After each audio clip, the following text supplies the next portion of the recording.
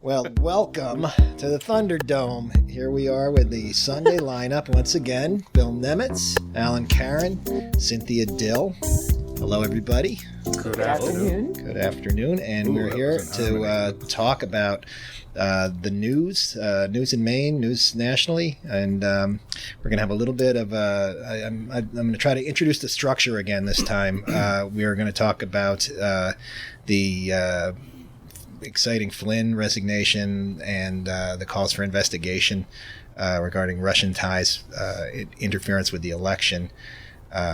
Once again, we find our Maine Senator Susan Collins in the center of a lot of jockeying about how Senate Republicans are going to respond to the Trump administration and the Trump agenda, and also if we have time, we might talk about the future of Maine's rural economy because we actually have an expert here in Caron. But okay, Cynthia, let's start out with the things that are going on in Washington around former National Security Advisor Michael Flynn, who I believe, like you, is from Rhode Island. Don't hold it against me. You, Flynn, and Sean Spicer. Exactly. Sean Spicer is actually from my hometown. Wow. Well, I mean, it's certainly been an interesting week. But what's interesting to me right this second is this now jockeying for who's going to investigate it, because the Senate Intelligence Committee, of course, wants to do it because, you know, if you're investigating something like this, you're really close to the information and you're on TV all the time. And both of our senators are on the Senate Intelligence Committee, so they, of course, are supportive of a Senate investigation. And then on the House side, what I see as just complete hypocrisy on the part of Jason Chaffetz from Utah is his refusal to investigate, even though he had a scorched earth policy of investigating everything under the sun when it was an Obama administration, particularly Hillary Clinton. And then, of course, we have Bruce Poloquin, who has basically been silent, which, again, it stirs up this hypocrisy feeling of mine, because there's all this Republican talk about voter fraud.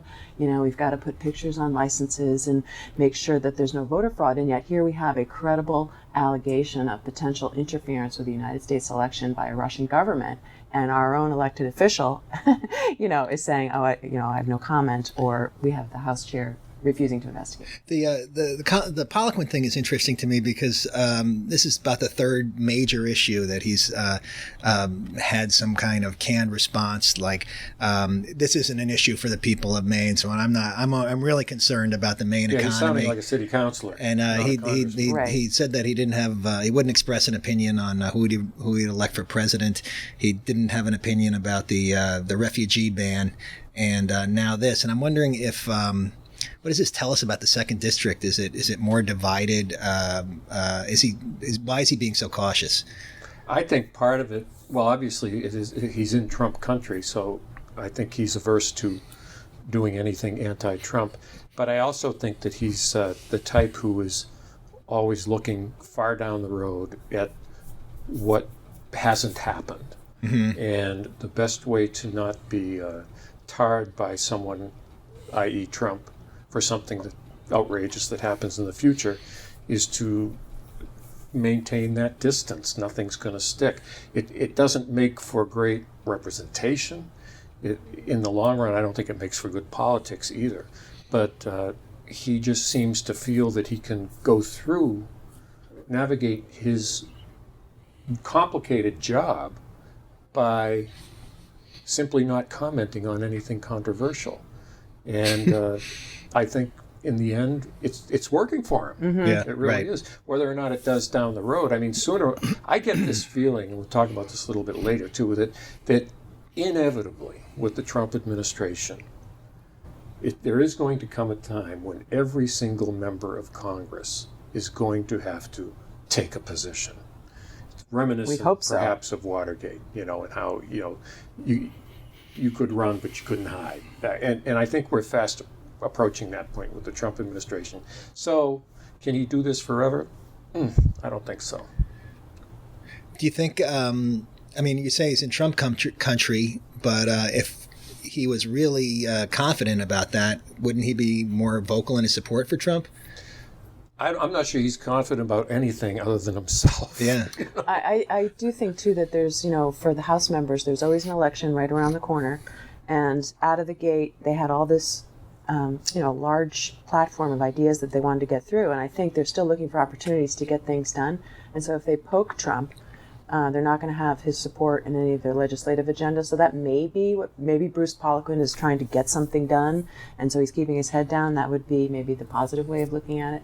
But I think a more cynical reason is just that he just wants to stay below the fray so that in the next election he has nothing really to worry about. Yeah. And I think he wants to expand the base. I mean, he's got a deeply conservative base in that district.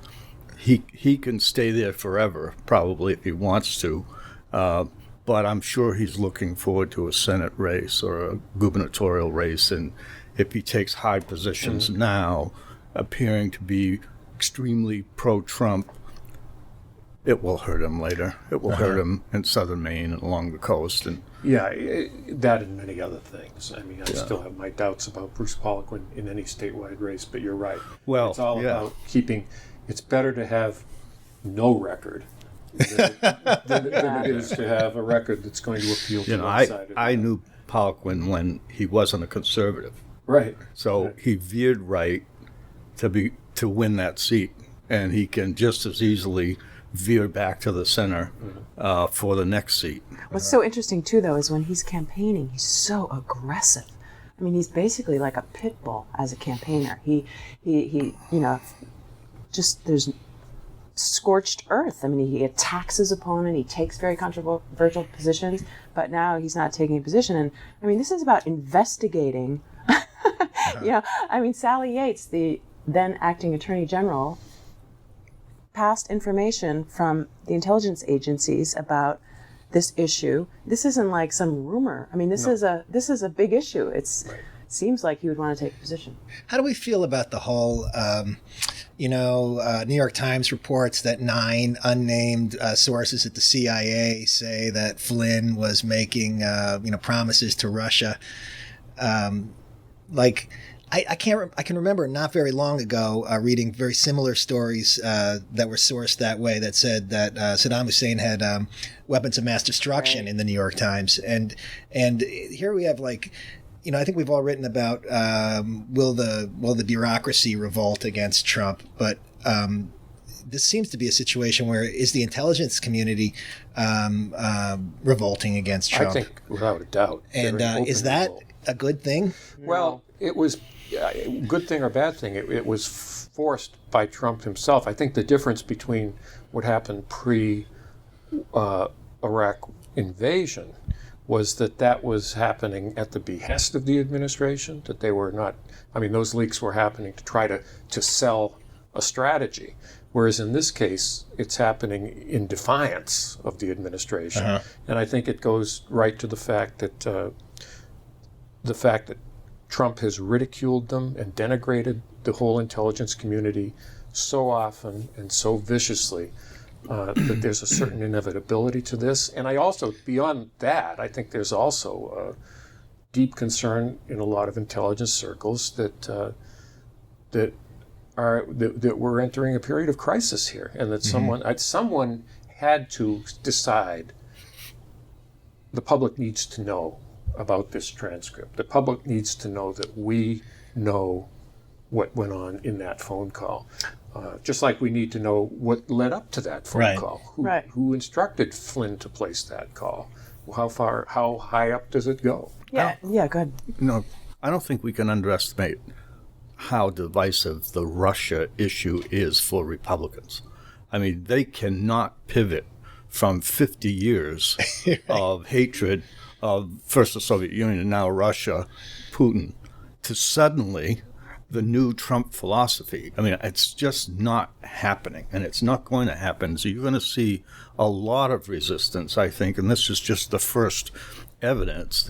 I think the whole question of how they resolve the investigation, the fact that they're even talking about an investigation of a president who hasn't been in power for a month, from their own party, is astonishing. But I don't see how they get out of it. And sure, I agree with you entirely they'll try to minimize the investigation. They'll try to contain it, put it behind closed doors.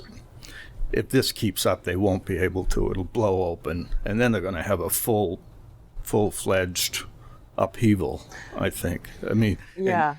Well, look what happened to Hillary Clinton with Comey's announcement that there were other emails. There were reports that he put out that second letter because there were angry FBI agents who would have leaked it if he hadn't. And Who were talking to Rudy Giuliani. Giuliani and another guy, a name I forget, who was a retired FBI guy from the New York office. And okay, so that had an impact. You know, we can argue about how much of an impact, but it had an impact on the election. Now you've got CIA agents having an impact on the political process, or at least in the setting up of an administration. But I think, to your first question, though, I mean, it'd be one thing if it was just the 9, unsourced reports that we read about in the paper. But in this case, New York Times does report that. But then we also have, like I said, the acting Attorney General, Sally Yates, presenting credible information from the intelligence agency, official information, to Trump and his people 2 weeks ago. Which he sat on.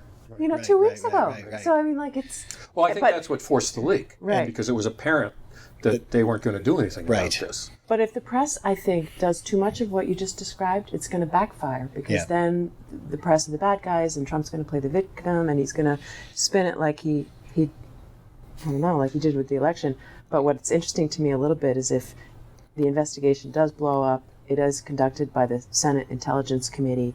That gives Angus King, the perfect platform to run for his reelection. Yeah. I mean, Thank you very much. Yeah, how's right. Paul Which is why Lepage he's going to advocating compare? so strongly for intelligence to take down. Exactly, But he does make a logical case. He does, he says, we're already, almost at full speed, if not on our quote unquote Russian investigation as it is when it comes to meddling. And this is a natural absolutely. outgrowth. And if they draw the scope too narrow, say they just want to look at who the leakers are or something, he'll be in a great position to be the whistleblower. Oh, God. This is, I mean, people who like this thing, I mean, they're begging to be on this committee. They're begging to staff this committee. Yeah. I mean, this could be the committee that takes down Donald Trump. I mean, I'm sure the fantasy is going on. Who hasn't been president for a full month yet at this recording. The other concern I have is that if there were to be a special investigative committee, which would be reminiscent of the old Special Watergate Committee, if that worked, and I think it worked in large part because of the personalities who led it, Sam Ervin, Howard Baker, real, honest-to-God, bipartisan senators and congressmen who were able to come together for that common purpose back in the 1970s. I really question if in this hyper-politicized environment in Washington these days, if just putting together a group like that would prove insurmountable and politicize it from the get-go. I'm just not as confident that we can come up with a truly dispassionate investigative group given what's going on right now. I mean, that was a all different world. There was a whole group of moderate Republicans back then and conservative Democrats. Sam Ervin was a big civil rights opponent. Right. I mean, he was a Democrat, but he wouldn't be a Democrat today. Right. And so it's hard to imagine. And also, I think all these committees that we remember, these big select committees, were when the other party controlled the Senate. Right. Wait. How about? I don't know about that. What about? I think the Democrats took the Senate in '86, and then in '87 they had the Iran-Contra. Yeah. Well, so those are, I mean, that's what we're looking for is a fairly unusual thing of a party majority party investigating its own president, right? 26 days after he's inaugurated, and for crimes he committed.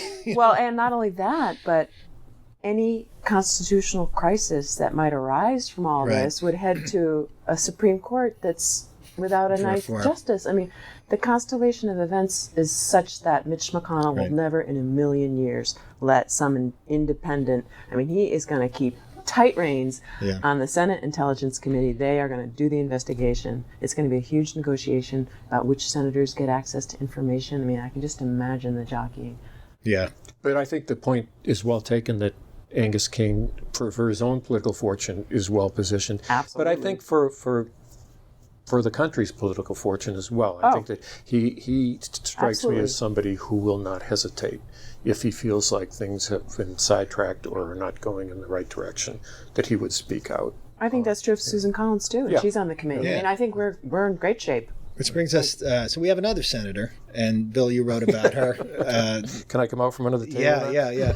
Bill wrote you interviewed her, and you wrote about some of the decisions she's made recently. And Two, in fact. Two, and you're getting hammered. Am I? She's getting hammered. I got to tell you, the letters of the editor are not the usual Bill Nemitz letters that I'm used to. Well, this all started, I got an email from a colleague who said, you've got to go after Collins on the DeVos committee vote.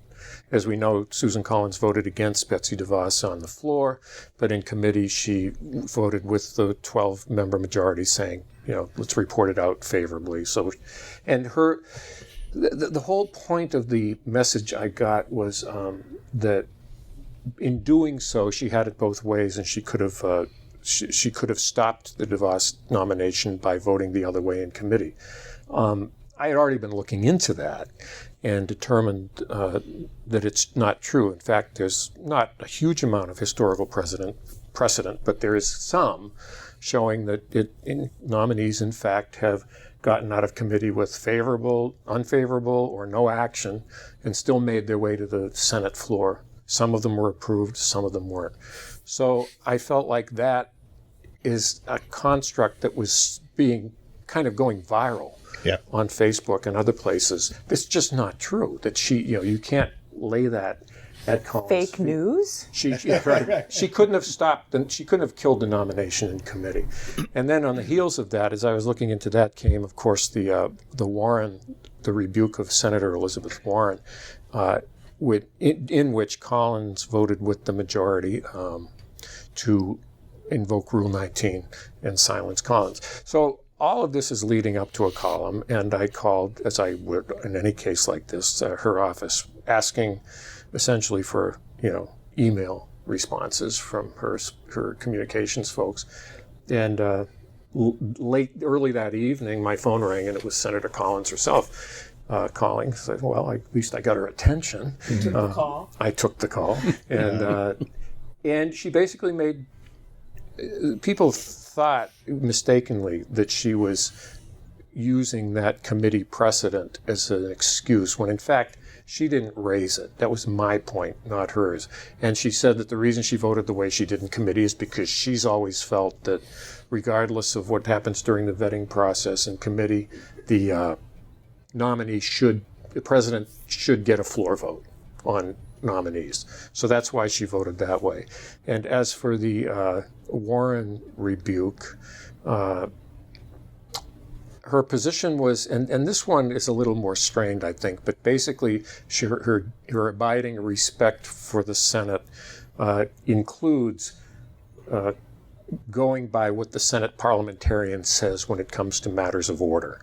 And because the parliamentarian, in this case, at the behest of the presiding officer, ruled that Rule 19 had in fact been violated by Senator Warren, that Collins decided to go ahead with the vote. But what she did tell me was this very interesting anecdote about how she grabbed Warren just before the vote, and they went off to an anteroom off the Senate, and she essentially tried to get Warren to back off, with the understanding that if she could get Warren to back up a little, Collins could then go and prevail upon Mitch McConnell to back off a little, and they would head off this big confrontation, which of course didn't work.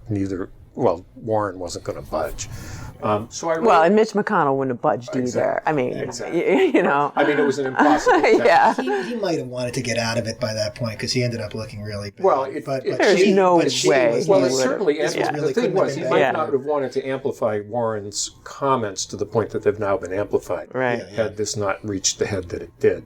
So she told me this, and I thought, well, 2 points. First, this is her story, and she's sticking to it. So since I've talked to her about it, I felt, well, I'm just going to tell people, here's what she's saying.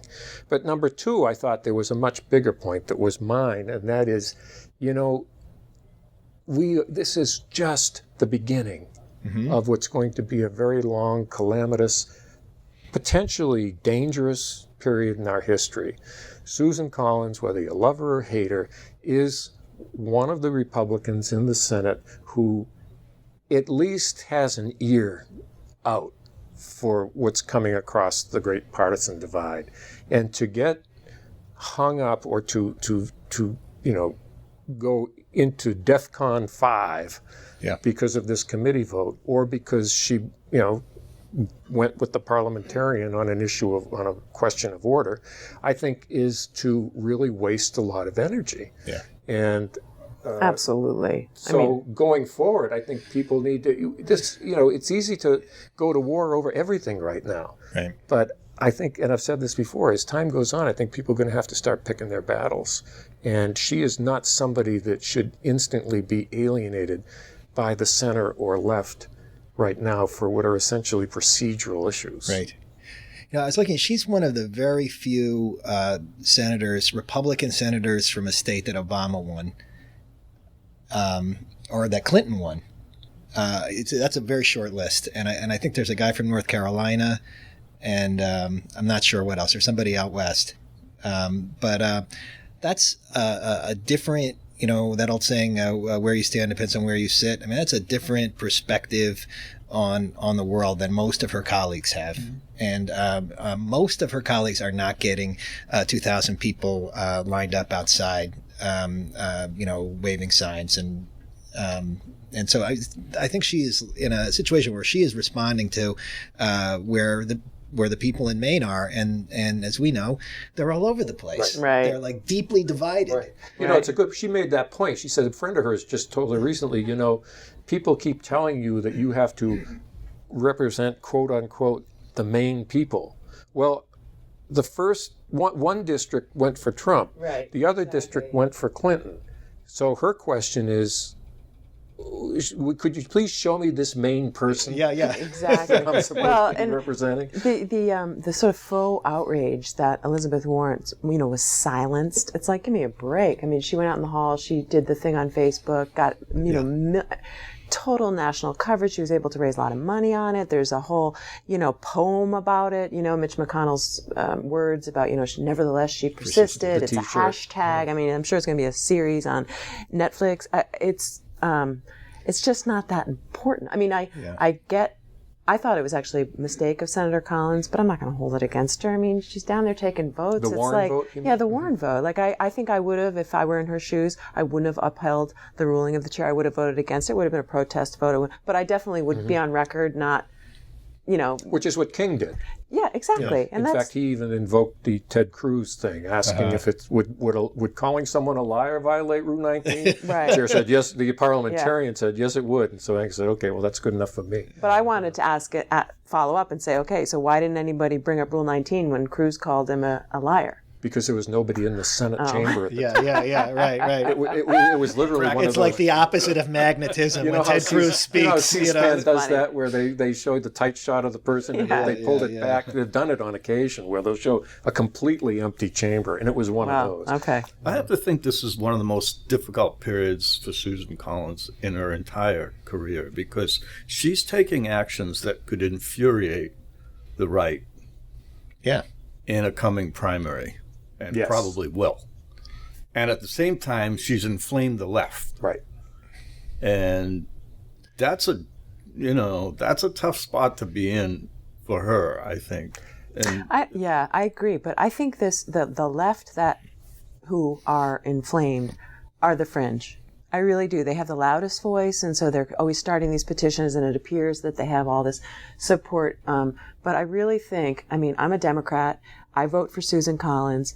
This vote that she took on the procedural issue, I disagree with. It wouldn't in a million years affect my voting for her down the road. Like, it's just, I just don't think. Well, And I think that I'm surprised she's become such a target by these groups. I mean, I don't understand, as you were suggesting, Bill. I don't understand the strategy here.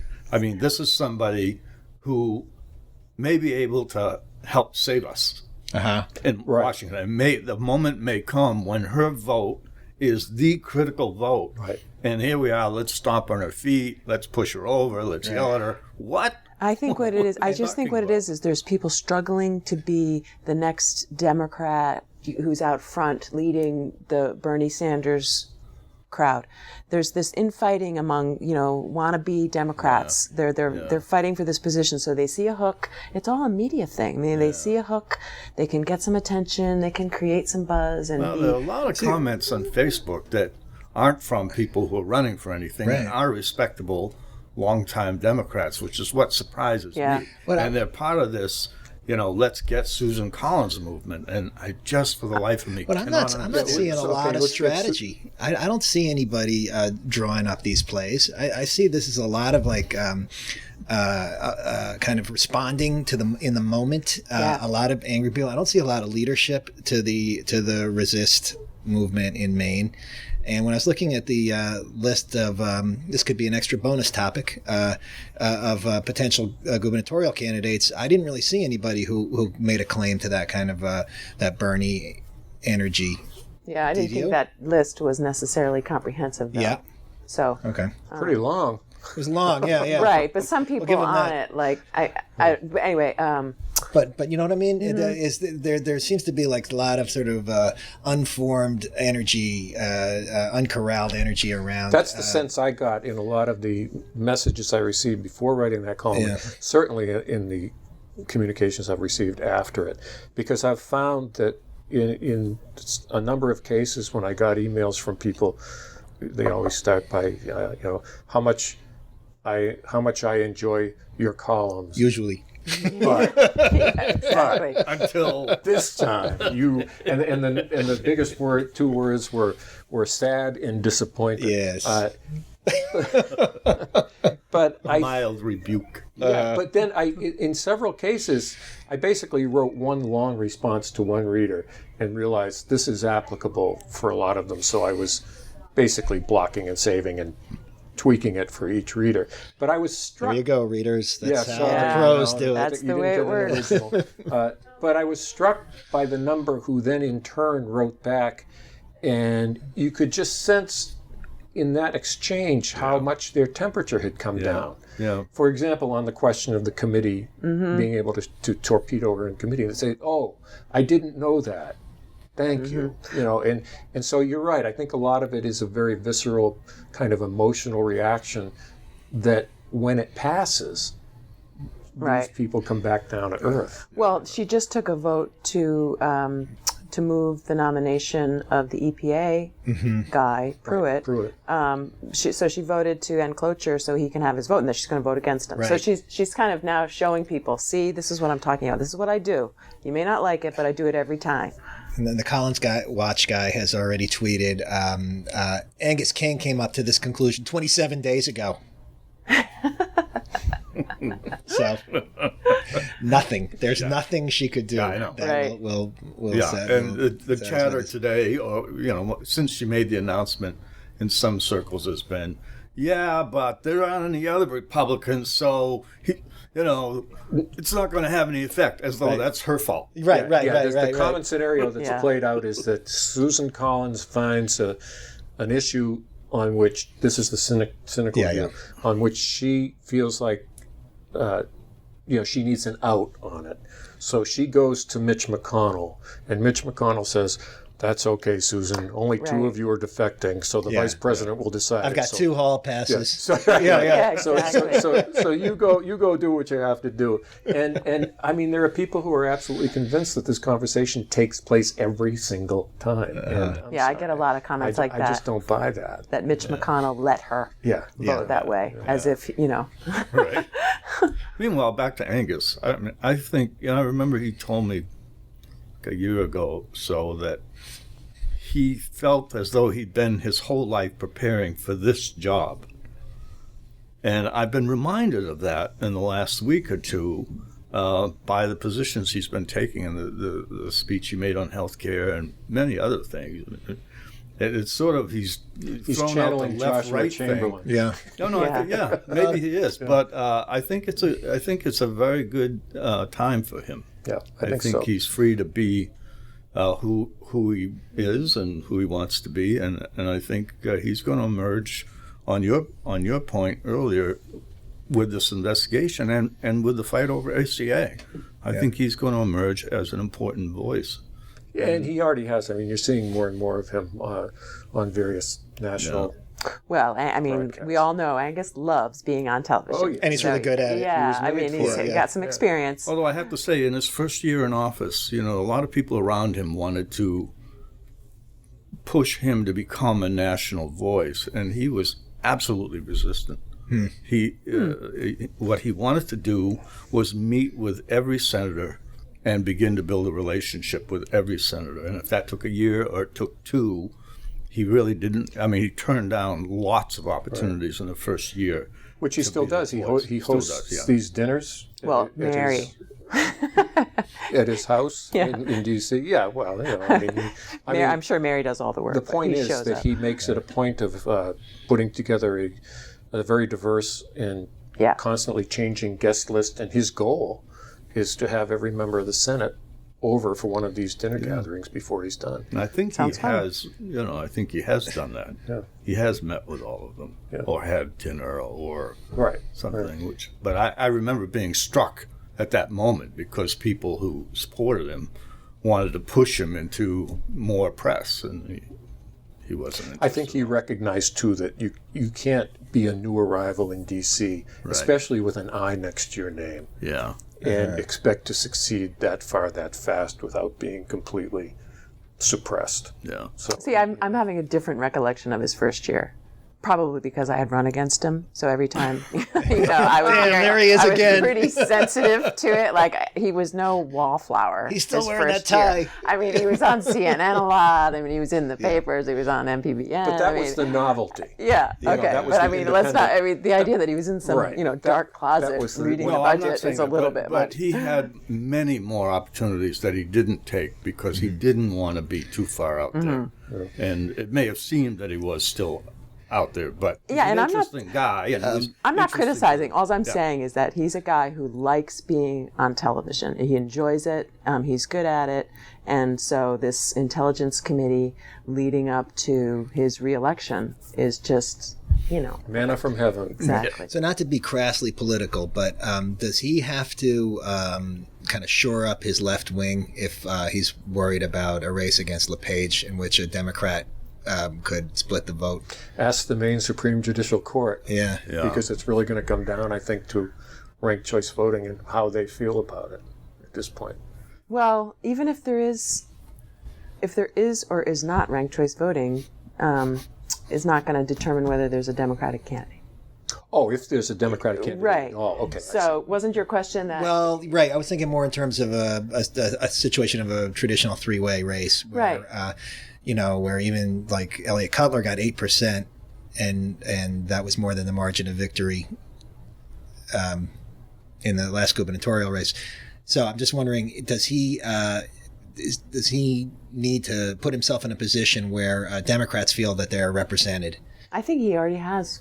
Yeah. I think he's made extraordinary gains in that regard in the last 6 months.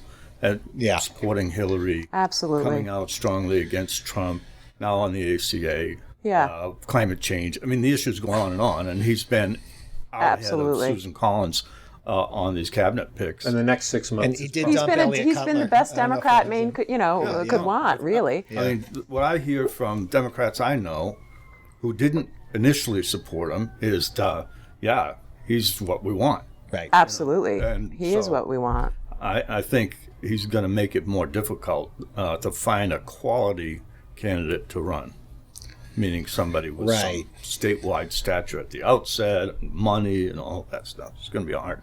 The only question that remains there then, I think we've talked about this before, is will the Maine Democratic Party be willing to take a pass on this thing? They're already under a lot of attack for their lack of messaging, their lack of mission, whatever you might call it, and to essentially take a pass on something as important as a U.S. Senate run might, to their the real center of their core, be something that will only exacerbate that problem. So I'm wondering if they're going to feel forced into fielding a candidate. Or maybe they focus on the gubernatorial race, Yeah. try to win that. And I think the pressure from the National Party is going to be don't screw immense this up. on Maine, Yeah. on the Maine Democratic Party to either not run a candidate or not encourage candidates to run. I think Not to bring up this any is what I painful think is going to happen. Is there's going to be a lot of Democrats who are going to run, not because they're going to think they're going to win, because they want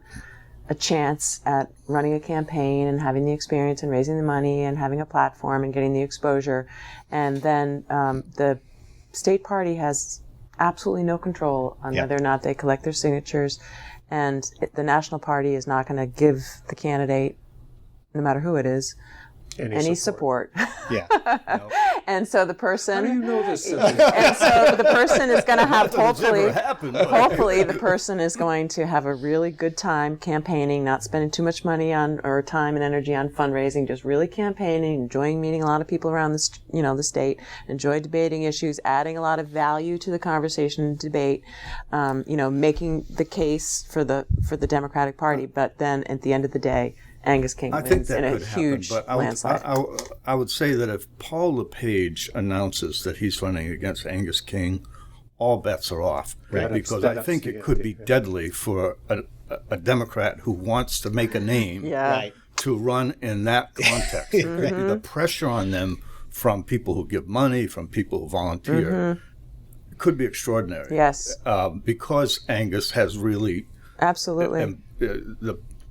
Much of the party is embracing Angus, so they will all be vocal. I mean, I think it could be a spirited conversation in which, not by a formal action, but by informal action, Right. there Well, will be Like effectively Democrats for won't. Nixon groups, what I would like is if kind Angus, of thing. Yeah. Yeah. we've been just talking, about how amazing Angus King is, right? I think we're all in agreement that he's absolutely amazing. So what would be really amazing is if he could help navigate that process, go to the Democrats. You know what I mean? He could do something about it if he wanted to. He didn't have to be so stubborn about being, I have to be in, like, he Well, he votes caucuses with the Democrats he already. votes with the Democrats. He caucuses with the Democrats. He supports the Democratic candidate. I mean, it's just... I don't think you'll see him standing up at the Democratic State Convention on the other hand. No. But you're right. He could do something. Something in between, right? Allow himself to be drafted. Or He doesn't have to say both parties are an equal problem, Again, I think and I'm the, we need a news story on this, but what does Sanders do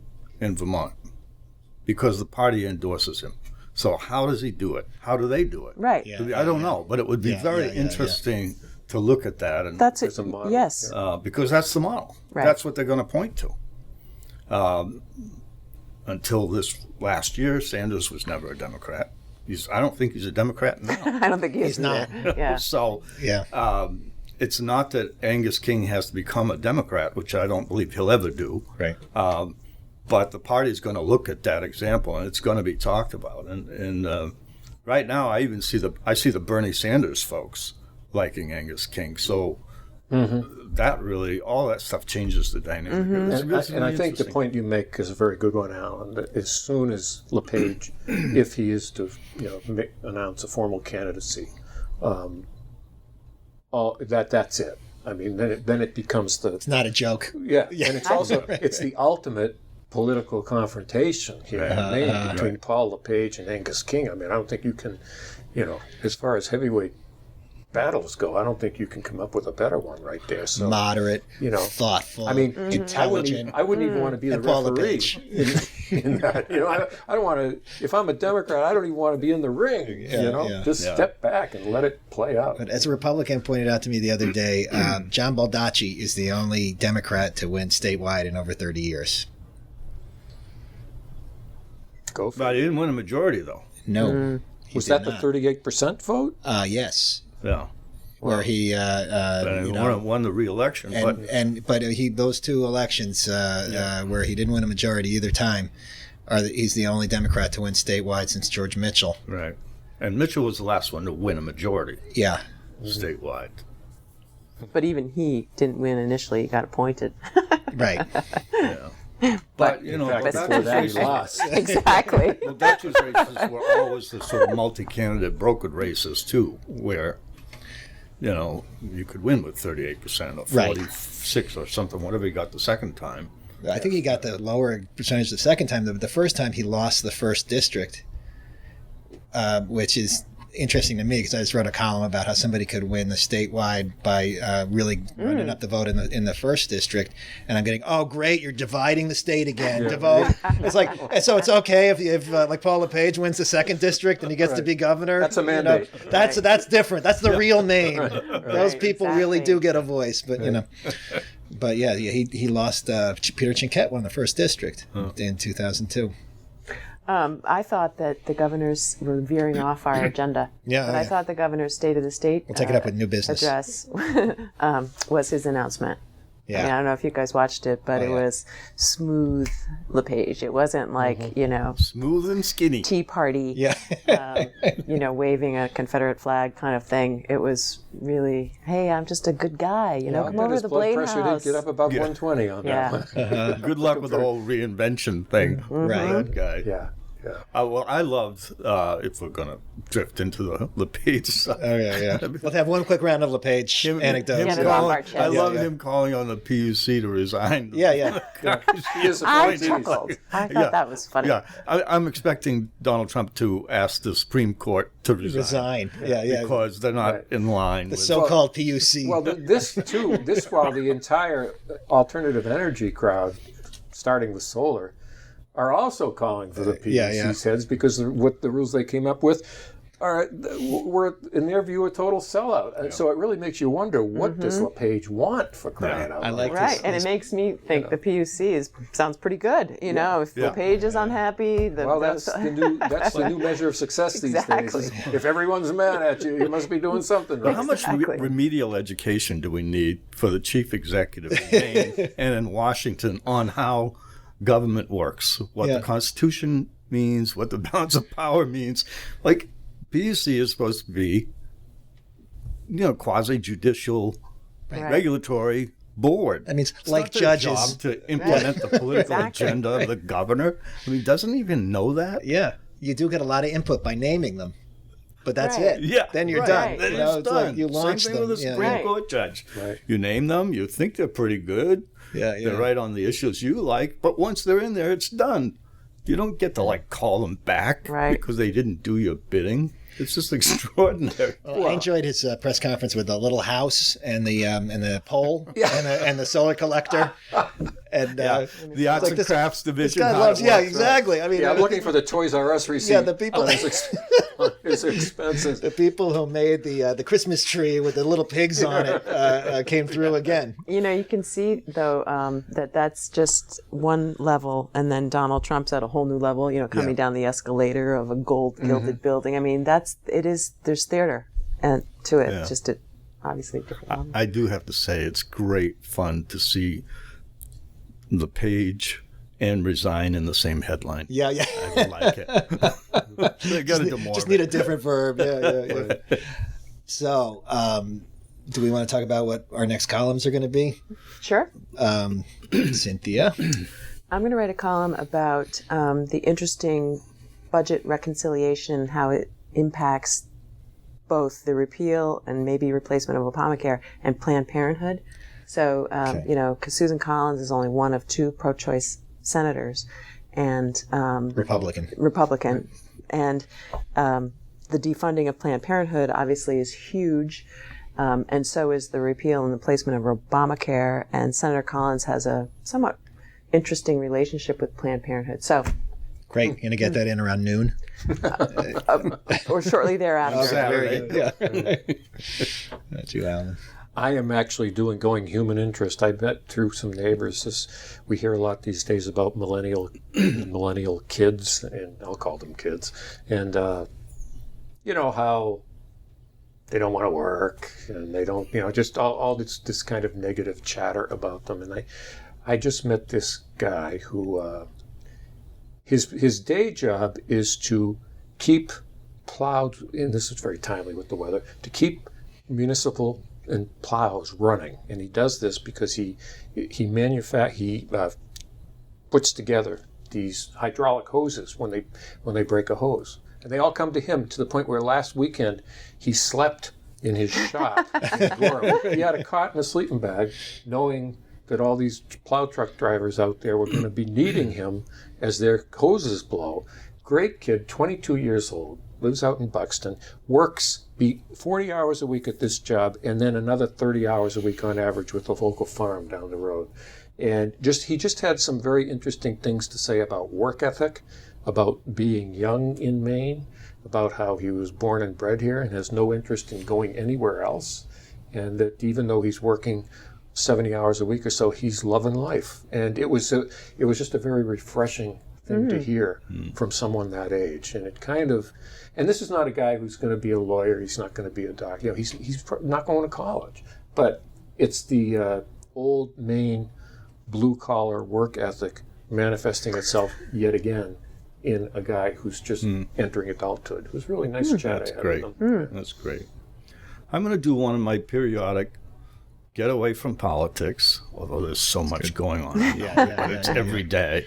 And I like to once in a while do the things I'm grateful for. And I'm grateful for this event. I'll mention the event that I did last Friday on rural Maine. The people there were extraordinary. Heavily attended. Yeah, everybody was interested except for Cynthia. No, but it's shut it down. Not that topic so much as the people who traveled from Aroostook County, Washington County, and the Western Mountains to spend a day focusing on the positive and focusing on how they could bridge their differences and what they could work on together. It was just extraordinary. But I want to list other things I'm grateful for, some of which we've touched on here. Susan Collins, Angus King, even the court system. Absolutely. So rather than 10 different columns, I'm going to put them all in what I'm grateful for. Right. You do have to hit that reset once in a while. Yeah. And realize that we're still a hell of a lot better off than most of the rest of the world. Yeah. Yeah. And there's some great things happening across the country in response to my wife has been so discouraged about the Trump election. And from the next day I've been saying something good will come out of this. It will, and I've written about it a little.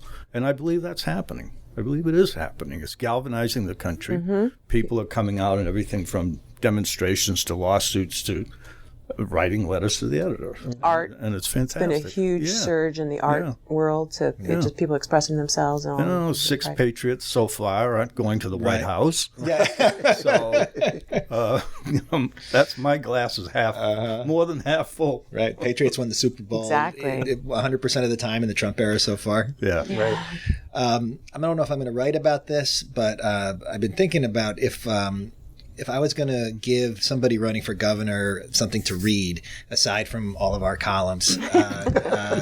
Which would be first. Yeah, first. When they get done with that, I would say go back and read Jim Tierney's speech from 2014 about the need for diversity and immigration in Maine. And he makes a really incredibly strong case about how our aging population is directly connected to our lack of diversity. It's not even connected. It's the same thing.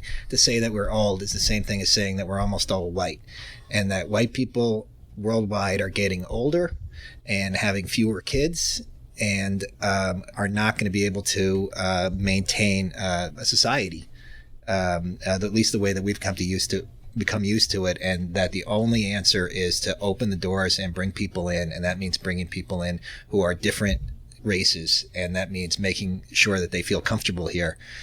And it's not anyway, he makes a very strong case for it, and I think it would be a really interesting platform for a gubernatorial candidate to say, I have a vision for the future. It's optimistic. It embraces change that's happening all around us, and I'm not going to promise that we're going to take you back to the way things used to be, but this is what the future could look like, and I think it'll be worthwhile to for us people to take a look at that. I'm sure Jim will appreciate it too. Yeah, right. I'm sure you will. And that's it. So we'll meet again next week. Okie dokie. Thanks. Thanks for listening to the Portland Press Herald podcast. Make sure you never miss a podcast episode by subscribing on iTunes or your favorite podcast aggregator. For more of our podcasts, visit pressherald.com/podcasts. Follow the link there to this episode to leave a comment. You can also leave a comment on our Facebook page. I'm Chad Gilley. Once again, thank you for listening to the Portland Press Herald podcast.